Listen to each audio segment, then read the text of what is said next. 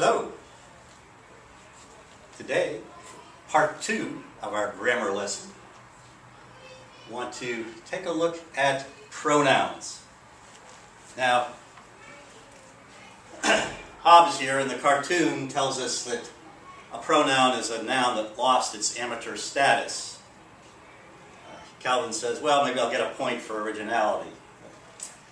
There's more to it than that. Okay.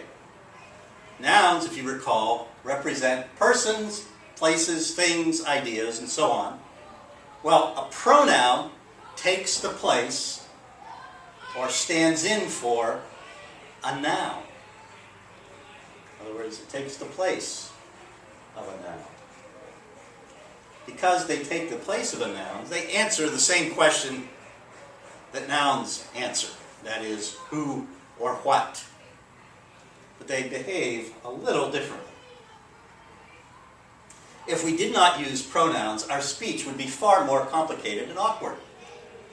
Said teacher of said class sounds far more awkward than said teacher does if said teacher uses pronouns. Notice the difference.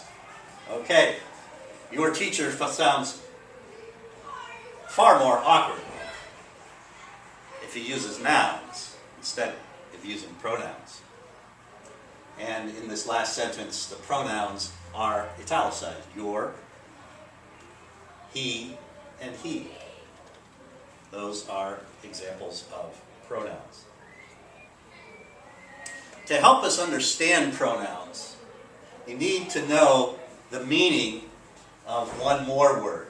The word is antecedent. Ante means before, A-N-T-E, not A-N-T-I. A-N-T-E means before, and C-E-D means to go. We have words like precedent and proceed and so on.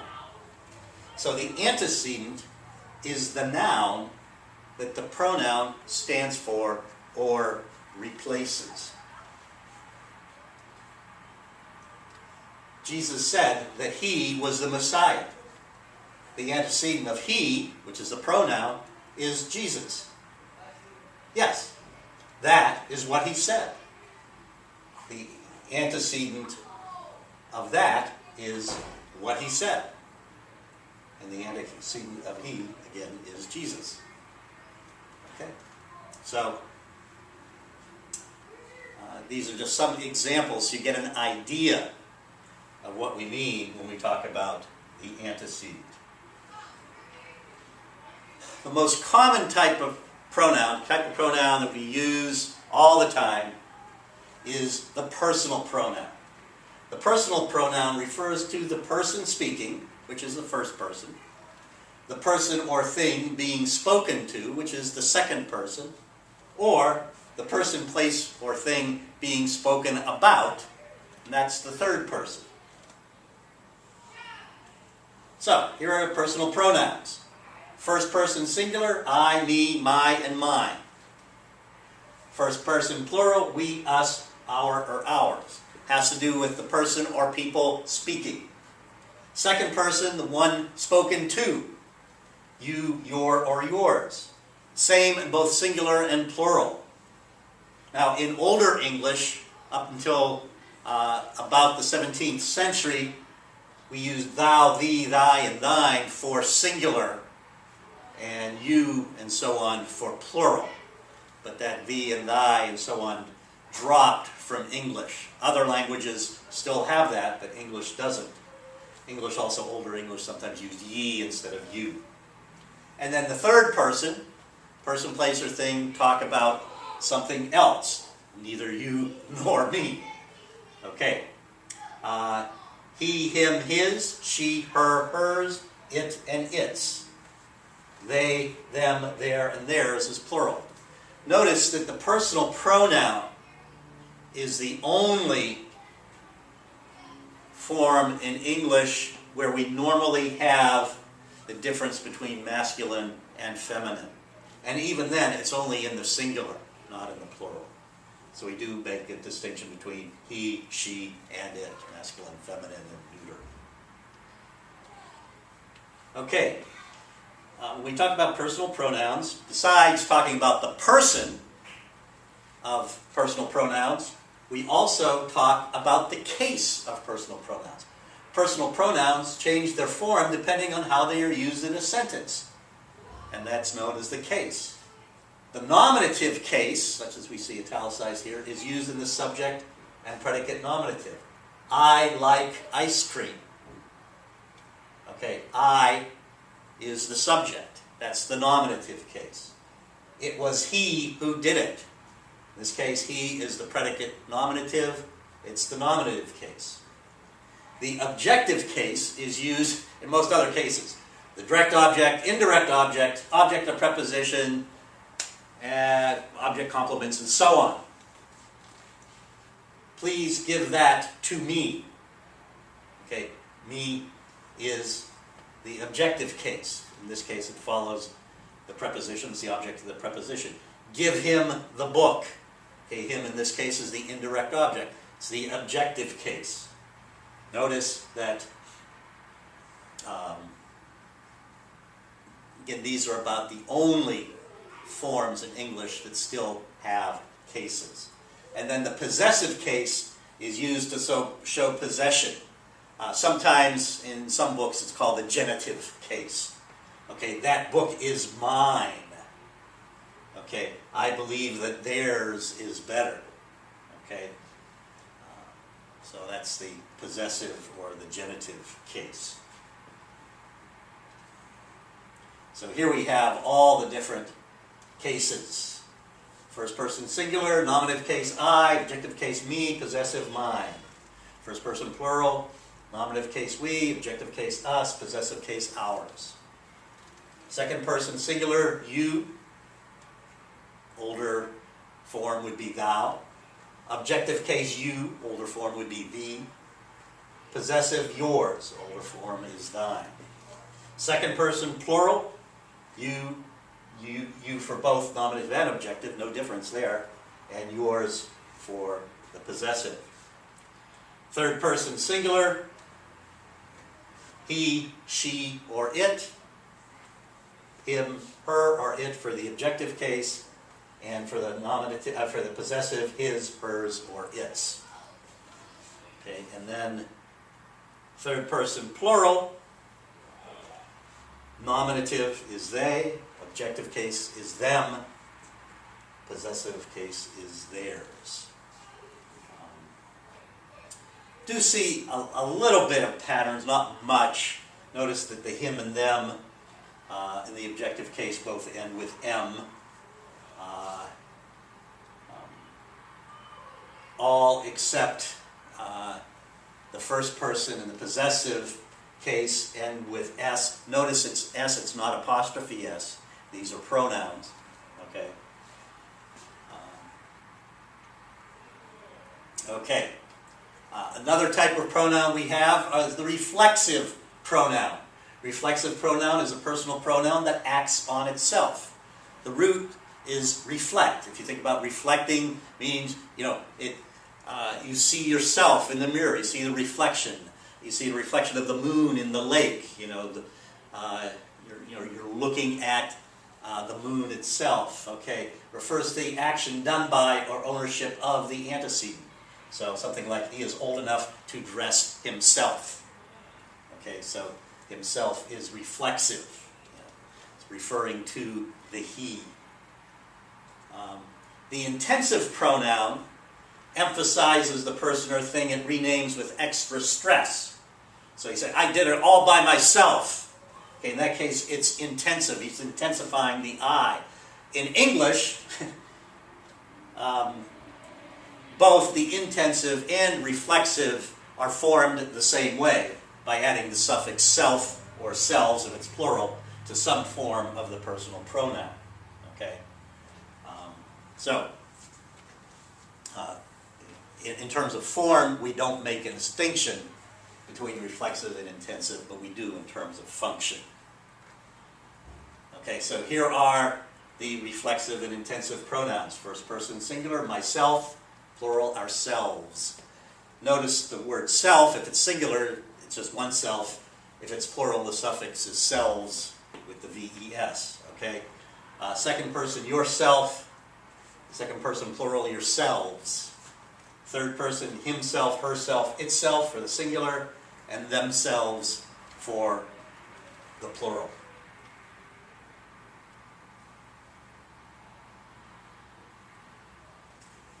You also have demonstrative pronouns. Think about what it means to demonstrate. Demonstrate means to show something. So demonstrative pronouns point out or direct attention to the antecedent. And in English, there are only 4 demonstrative pronouns. This, that, these, and those. Yeah. Take a look at this. Bring those over there. Okay. So, very simply, with demonstrative pronouns, we have near and farther, singular and plural. Near is this for singular, and for plural, near is these. For something farther away, that is singular, and those is plural. Those are the demonstrative pronouns. Relative pronouns, got to think about these a little bit more. They can be a little tricky, but relative pronouns relate one sentence part to the other sentence parts. They still represent a noun or a group of words that stand as a noun, but they also connect or relate the parts of the sentence together. So they kind of function in 2 ways. Depending on which authority you read, there are either 5 or 6 relative pronouns in modern English. That, which, who, whom, and whose, and some sources include what. For some reason, I think the grammar book we use in class doesn't include what, but I think you can make a case that what can sometimes be a relative pronoun. Let's see some examples. You are the one that I love. If you think about it, that takes the place of you, but it also connects the clause I love with the rest of the sentence. He is the next person who will be elected to the Hall of Fame. I didn't italicize it, I probably should. Who is the relative pronoun here. It renames person and connects the idea of being elected to the Hall of Fame with the rest of the sentence. So, in this sentence, who is the relative pronoun. Notice already the word that can be used different ways. Sometimes it's a demonstrative pronoun, sometimes it's a relative pronoun. So, a lot depends on how it functions in the sentence. Okay, interrogative pronouns, another type of pronoun, if you think about it.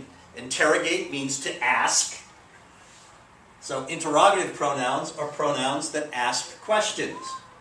In most cases, the reason the questions are being asked is that we do not know who or what the antecedent is. So technically, there is an antecedent, we just don't know who or what the antecedent is.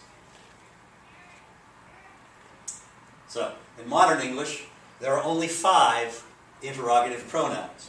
That, which, what, which, who, whom, and whose. So, what is this? Okay, it's asking a question. What? Whose book were you reading? Okay, whose is possessive form, asking a question.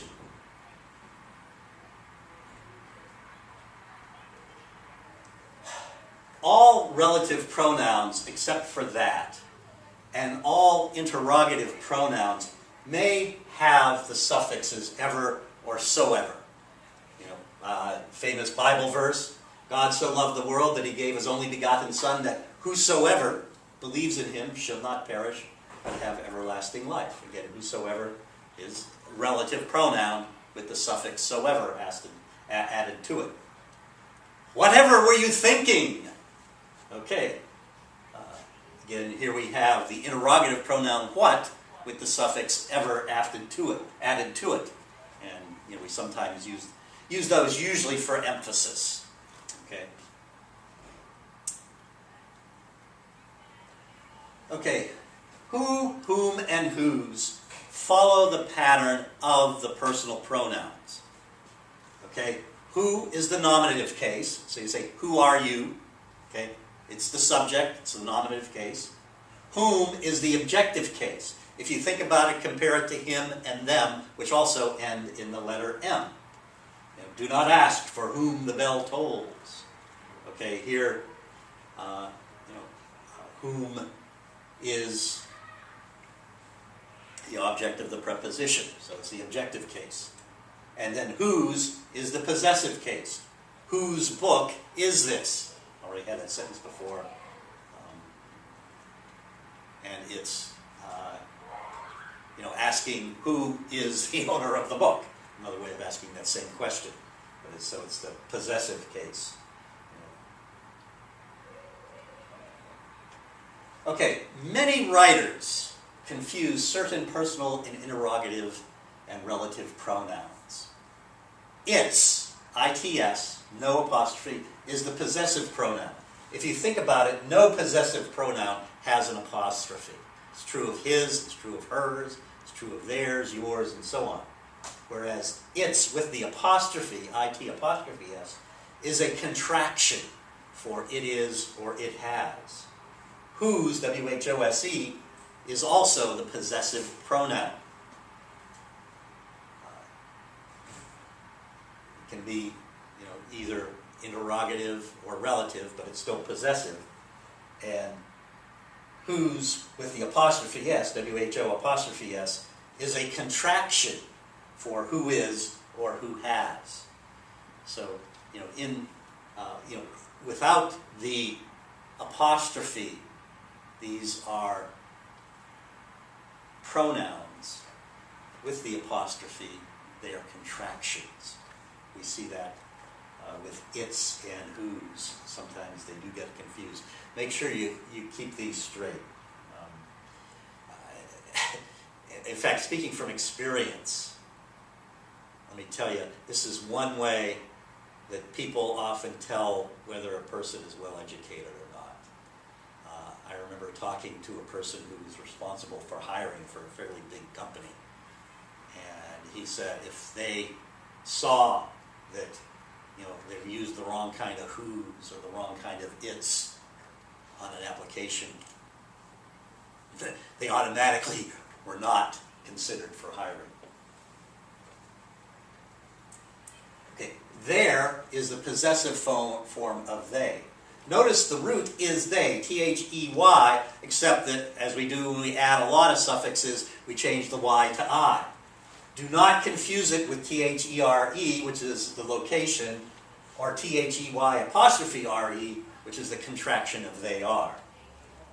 And the same with your. Your, Y-O-U-R, is the possessive form of you. Do not confuse it with Y-O-U-R apostrophe E, the contraction of you are.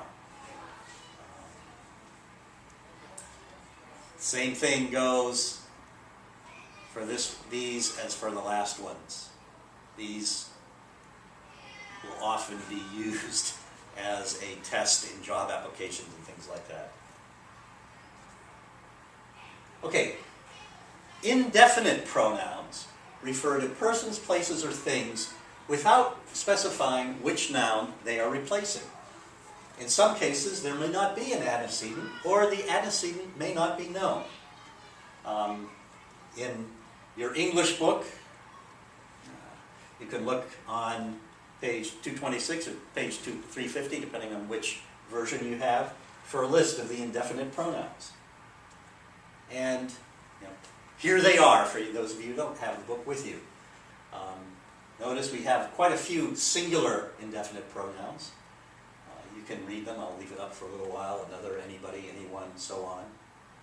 We have a few plural indefinite pronouns, both, few, many, others, several. And then some that can be singular or plural, depending on how they're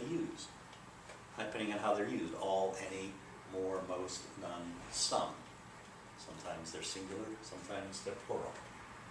But these are all called indefinite because they represent a person, place, or thing, but we're not completely sure what the antecedent is. Here are some examples. Okay, here's a case where the antecedent is known or assumed. Many are called, but few are chosen. Many and few. These are indefinite pronouns. In this case, we know it's talking about people. It's not talking about turtles or something else. So we understand, we kind of assume what they're representing. In some cases, the antecedent is unknown. Papa Bear and Mama Bear famously said, "Someone's been sleeping in my bed." Okay, someone. We don't know who it was. Or at least they don't know who it was. If we read the story, we know it's Goldilocks. And sometimes there is no known antecedent. No one saw what happened.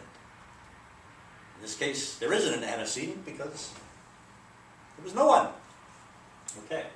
So, these are all ways the indefinite pronoun is used, where the antecedent is known or assumed, where the antecedent is unknown, or where there is no known antecedent.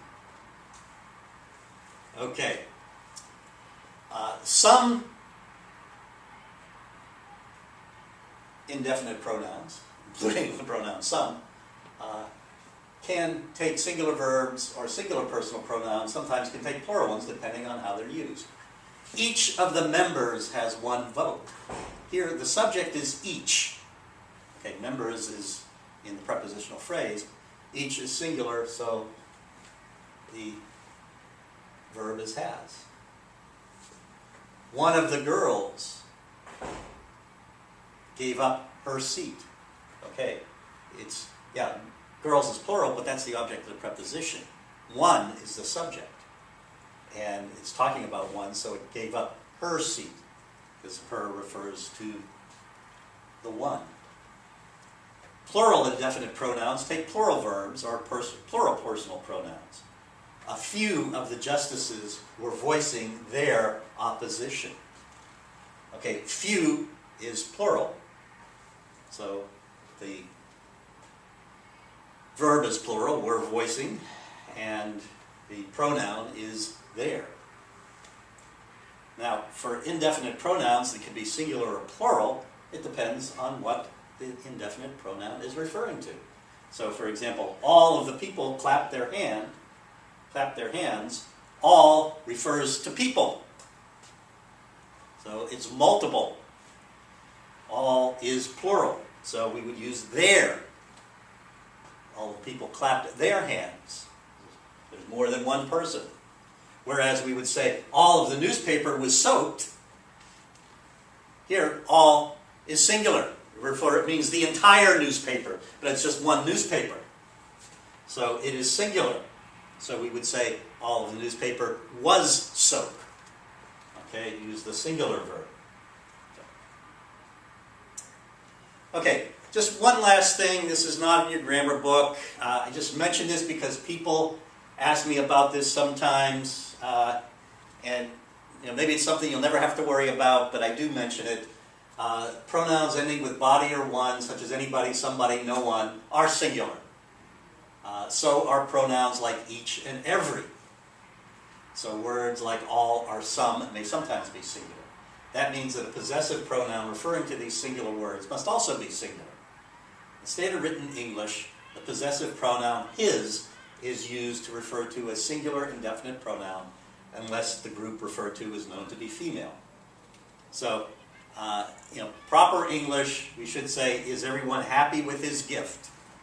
Everyone and is are singular. So the possessive pronoun should be singular too. Okay? And as is true with many languages, traditionally, when you have a choice, you choose the masculine pronoun, unless it happened to be a group of all women or something. If it was a ladies' club or something, then you would say, is everyone happy with her gift?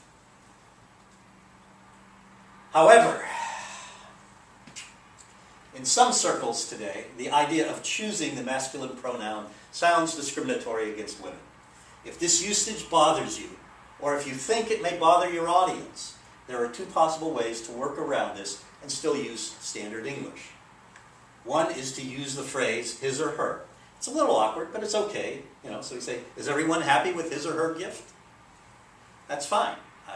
I'll use that in situations where I'm not sure how people will react. Or you could rewrite the sentence using a plural pronoun or antecedent. And plural personal pronouns in English don't show gender. It's just, they and their. So, are all the people happy with their gifts? In this case, all the people. And so you say their. Everything's plural. So that's, a couple of ways to get around this if you think that your audience might not like that using the his. Okay. Note that because of this gender business, more and more authorities are accepting the use of the word their as a singular possessive, especially when used with indefinite pronouns. And this already is very common in everyday speech. Often we say, does everybody see this?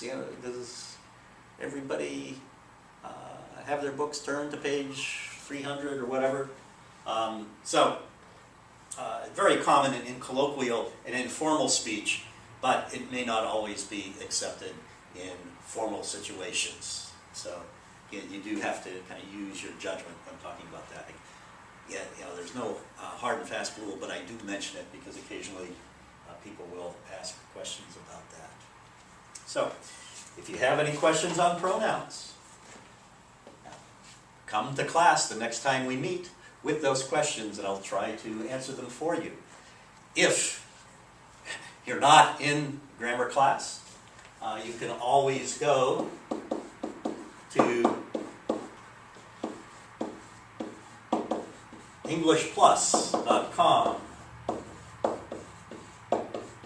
and go to the contact page and someone will answer your question for you. It may take a couple of days to get the email, but if you have any questions, you can always do that as well. Thank you for listening.